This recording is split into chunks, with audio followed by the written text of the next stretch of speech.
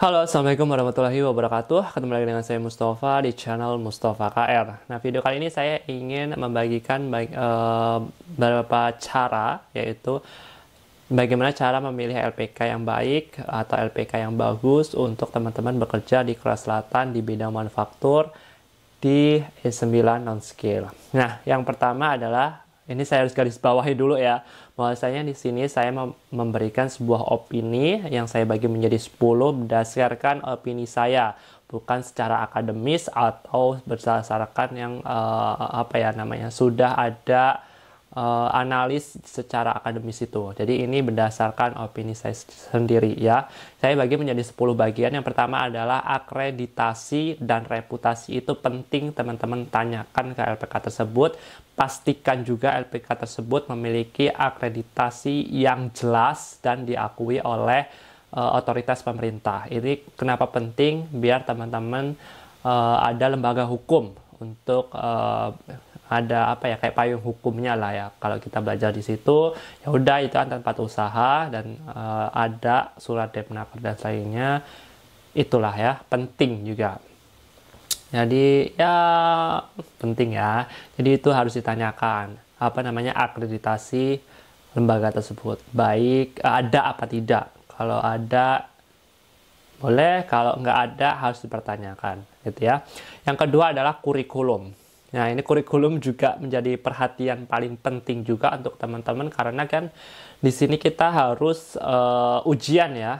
Kita memilih LPK ini buat ujian IPS topik, bukan untuk belajar bahasa Korea dalam artian menerjemahkan atau sebagai translator ya.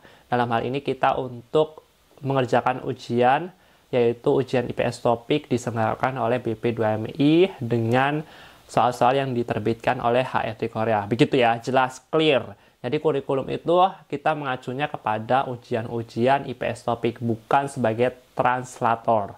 Jadi teman-teman harus memperdalam soal-soal tentang IPS topik. Apa aja itu ya, tentang pekerjaan, tentang budaya, tentang apapun itu yang mencakup soal-soal IPS topik. Kalau tentang hukum, tentang politik, itu sepertinya tidak ada dalam soal-soal IPS topik karena itu tidak berhubungan dengan pekerjaan yang ada di sini.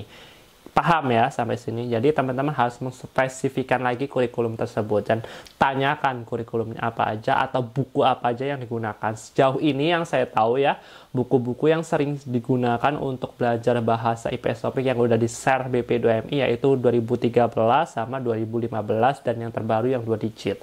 Jadi itu sebagai patokan kurikulum teman-teman. Ada yang pengajar lompat dari itu harus dipertanyakan. Oke? Terus dosen dan mengajar atau ya ini dalam hal ini pengajar ya, guru dalam hal ini, dan pastikan memiliki guru yang standarnya ya berkualitas. Nggak harus ex Korea juga, enggak, tapi kalau misalnya ada ex Korea itu sebagai nilai plus. Kenapa?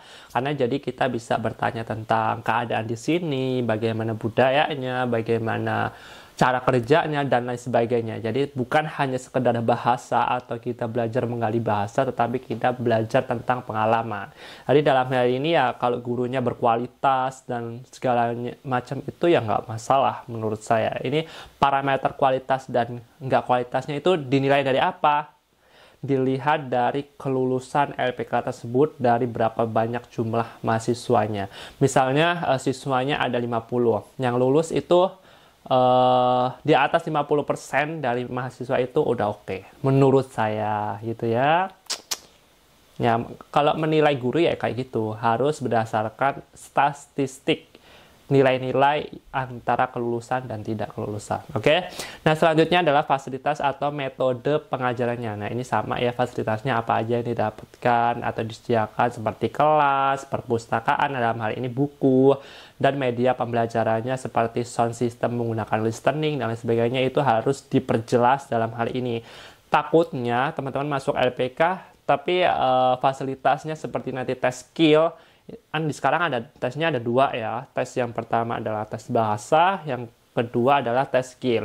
Jadi teman-teman harus pertanyakan semua metode yang ada. Jadi untuk pembelajaran fasilitas ini apa aja yang didapatkan, terus untuk tes skill apa aja yang didapatkan. Jadi teman-teman gamblang dan terbuka, bukan sekedar kertas di hitam putih gitu ya. Jadi harus jelas gitu ya.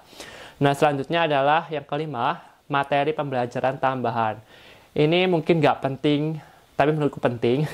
Dan ini masuk list ya, dari nomor 5. Jadi teman-teman harus tanyakan materi tambahannya apa aja nih. Seperti hanya kalau dulu punyaku setelah reading listening itu ada penambahan namanya tryout. Jadi tryout terus pembelajaran ulang, terus ada yang namanya belajar budaya. Jadi itu penting, kenapa kita biar ada pengulasan lebih dalam lagi tentang hal tersebut. Jadi teman-teman harus tanya juga, bukan sekedar kita belajar buku itu satu plek selesai terus ya udah diabaikan. Tapi teman-teman harus pertanyakan pembelajaran tambahannya itu apa aja gitu ya. Nah, yang keenam adalah harga atau biaya teman-teman keluarkan pada saat masuk LPK. Kenapa ini penting?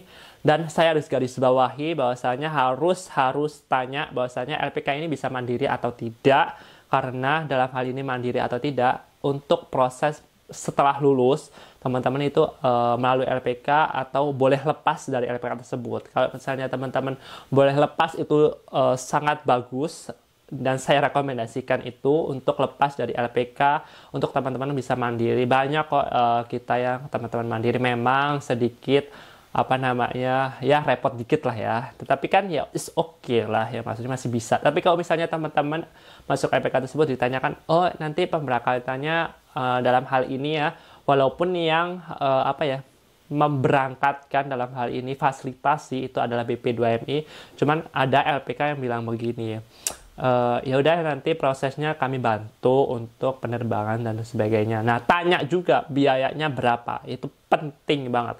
Kalau misalnya di atas 10 itu udah lewat, tapi kalau sebenarnya ini nggak boleh ya, nggak boleh ada transaksi tanda jasa itu, sebenarnya nggak boleh. Tetapi kalau misalnya teman-teman ada memaksa gitu sebagai tanda terima kasih dan lain sebagainya, sebenarnya kan tanda terima kasih itu dari diri kita. Tetapi kalau ada LPK yang mematok, ya kita harus tanya itu berapa. Kalau misalnya ini di awal-awal ya, masih kita boleh memilih LPK. Nah, teman-teman cari yang minimalisir, ataupun saya rekomendasikan teman-teman untuk mandiri itu ya. Kenapa saya merekomendasikan untuk teman-teman lepas dari LPK tersebut atau menanyakan, oh boleh lepas, itu tanya LPK itu bagus. Karena apa? Yang pertama bisa mandiri. Kalau misal pun ikut LPK itu biayanya tidak terlalu besar, sebagai tanda terima kasih ya, seikhlasnya aja. Mungkin bagi saya itu jauh lebih fair untuk teman-teman biaya. Oke? Kenapa saya bilang kayak gitu? Karena dalam LPK tersebut sudah mendapatkan biaya, dalam hal ini biaya kursus, udah dapat keuntungan dalam biaya kursus tersebut. Jadi ya kenapa harus mengambil biaya untuk pemberangkatannya? Kenapa masih tamak kalian? Mohon maaf ya.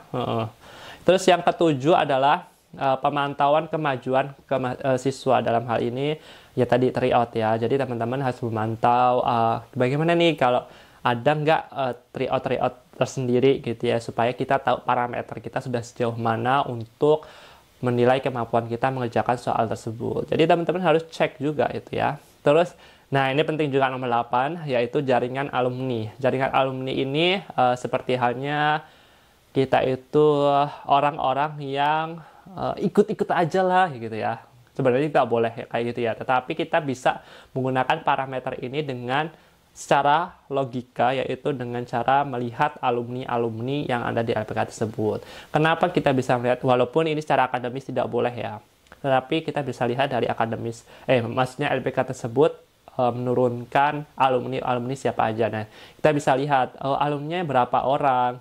Itu yang pertama. Kita cek, Mas gimana nih LPK ini, gitu-gitu sebenarnya. Tapi kok, nggak rekomendasikan, ya udah cut aja. Kalau alumni udah bilang nggak merekomendasikan, ya teman-teman cut aja gitu ya. Jangan menanyakan kenapa, mesti ada sesuatu something yang tidak cocok dan ya apapun itu ya. Terus pihak LPK ngomong ada berapa tuh sebutin siapa aja, dia sombong gitu, berarti ada sesuatu yang bikin miss kepada LPK dan murid alumni tersebut yang sudah datang Korea. Pasti ada sesuatu hal yang mengakibatkan jaraknya itu senggang. Jadi teman-teman harus tanyakan itu ya.